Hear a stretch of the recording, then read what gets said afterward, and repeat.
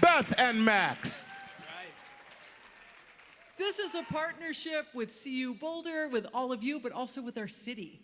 So we have Taisha Adams, one of our city council members, here to introduce our next guest. So our next guest, who's going to be doing some stand-up, is part of a new partnership that we have with Hip Hop Caucus, which is a very influential organization here in the United States. So stay tuned for ongoing programming with Hip Hop Caucus as well. Hello, hello, hello, Boulder. Hey, Boulder. Looking good, looking good. All right. So, my name is Taisha Adams. I serve as one of your Boulder City Council representatives, and I am honored to be here with fellow council members. Our mayor is here. I mean, we got the house packed. And I also have the privilege of introducing our next comedian who's making their debut performance. So give lots of love for Brittany Bell Surratt when she gets out here. And she is the Senior Director of Storytelling and Communications at the Hip Hop Caucus. Now, as somebody who grew up in the 80s and 90s, in the 1900s, as I like to say. And I even went to high school in Brooklyn. Any Brooklyn folks? Brooklyn? Always Brooklyn in the house. But it was there that I fell in love with hip hop and saw the transformational power of hip hop. And so to have the Hip Hop Caucus here, as they link this incredible connection between the culture and the policy, the rules of engagement, to stimulate change, to make our movements more better, more stronger, and may I say more bolder. And so, as Beth and Max indicated, there is a very special partnership that is blooming as we move into spring. And that partnership is between CU Boulder and the Hip Hop Caucus. One of the things that they are going to be doing is going down to New Orleans and working with youth so that they can use comedy to unpack these complex issues. Because this is complicated. And sometimes I can't just be mad and angry. I also have to use the range of emotions. And so that's what they'll be doing as we celebrate and commemorate, rather, the 20th anniversary of Katrina. And so we know that the billion-dollar disasters are escalating, but so too is the capacity, the willingness of each and every one of us to do what we know what we got to do. And so, on that note, can you join me in welcoming to the stage Brittany Bell Surratt?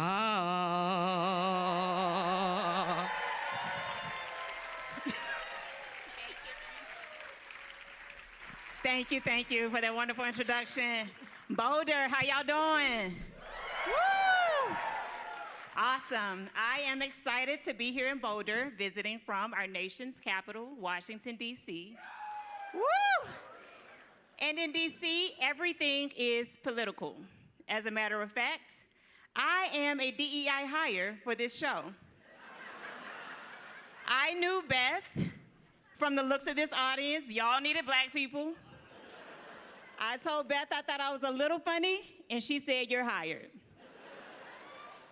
And now seems to be the time to give unqualified folks a chance, given that we have an unqualified person running the entire country.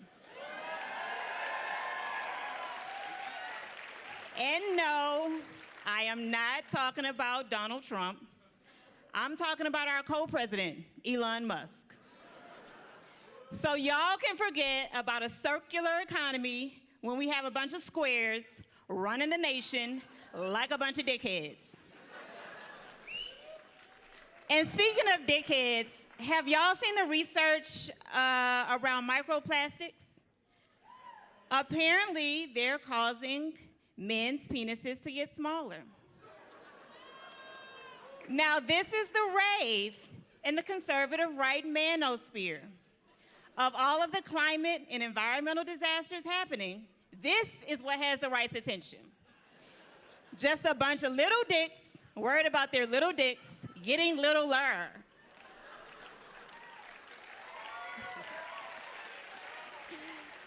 And caring about the environment and your health stinks, like it literally stinks.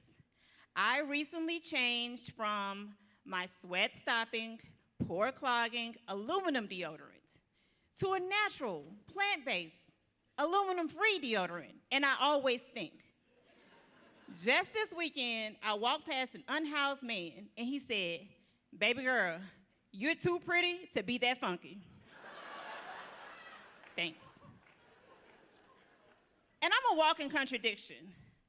Like, I hate when they give me a paper straw with my milkshake. And I'm irritated when I'm using the bathroom and I wipe with my sustainable toilet paper that feels like newspaper. And when I order takeout and I don't get my utensils, I'm annoyed because, yes, I want to stop my single-use plastic consumption, but no, I don't want to have to keep washing dishes to do it. And it's expensive. The black girl braiding hair that's killing us, causing cancer, the research just came out, $5 a pack. The black girl braiding hair that's plant-based, that's not going to send me to an early death, $30 a pack. And that was before the tariffs.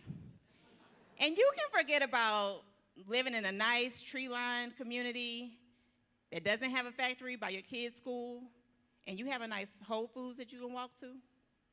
In my neighborhood, I don't even have a grocery store. Just your stereotypical hood offerings. A 7-Eleven, a liquor store, and guess what? A carryout named Hip Hop Chicken and Fish. And that works if you're on a chicken and liquor diet, but I am not. I've been on a more plant-based, clean eating journey, enjoying more contradictions, like vegan soul food.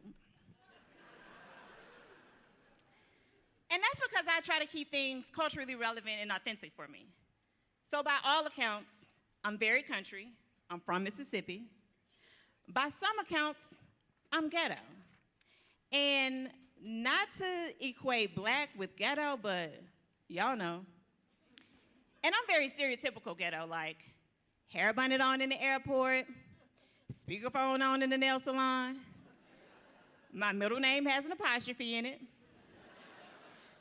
But those are not the things that I think about when I think about what's ghetto. When I think about what's ghetto, I think 14 kids, multiple baby mamas.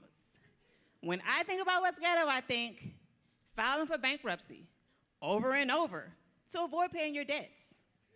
When I think about what's ghetto, I think about taking your kid to your big person job, letting that kid run all around the office, and talk to your boss any kind of way. That's ghetto. So what I'm saying is we have two of the most ghetto people I've ever seen in my life running the country, and guess what? They ain't black. Thank y'all, that's my time. Keep it going for Brittany!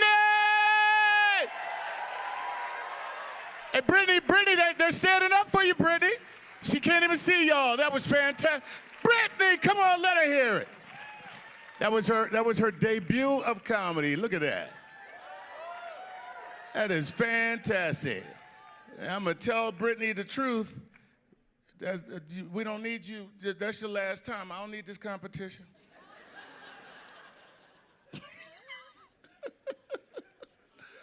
That was fantastic. However, I will say one thing about the ghetto thing. The $30 plant-based hair, you can also eat that, okay? It goes great with a tahini sauce, I'm saying.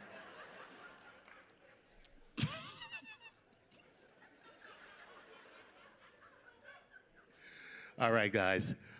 Time now for another sketch. And this one, I have